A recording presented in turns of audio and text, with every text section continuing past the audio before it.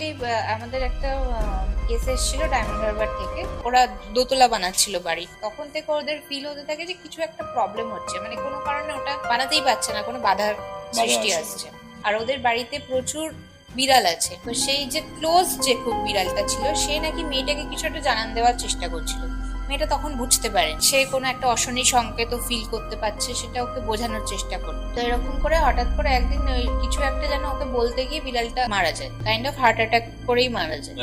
তো আমরা গিয়ে জানতে পারলাম যে ওর যে মা ছিল, সে মা নাকি ওদের ঘরের জানলার বাইরে একটা আম গাছ আছে, ওখানে একটা মানুষের থেকেও বড় সাইজের যদি বাদুর হয়, দুটো শিং এরকম টাইপের ফিগার উনি দেখতে পান আম গাছের মাথায়। তো এখানে কেন হচ্ছে, গাছটার কি কোনো পেছনে কোনো হিস্ট্রি আছে? তো বলছে হ্যাঁ আমরা দেখেছি, আমাদেরই ফ্যামিলির একজন, নাম বলতে চাইলো না, বলে আমাদেরই ফ্যামিলির একজন, ওকে আমি দেখেছি যে প্রত্যেক শনিবার গাছের গোড়ায় বালতি বালতি রক্ত দিই।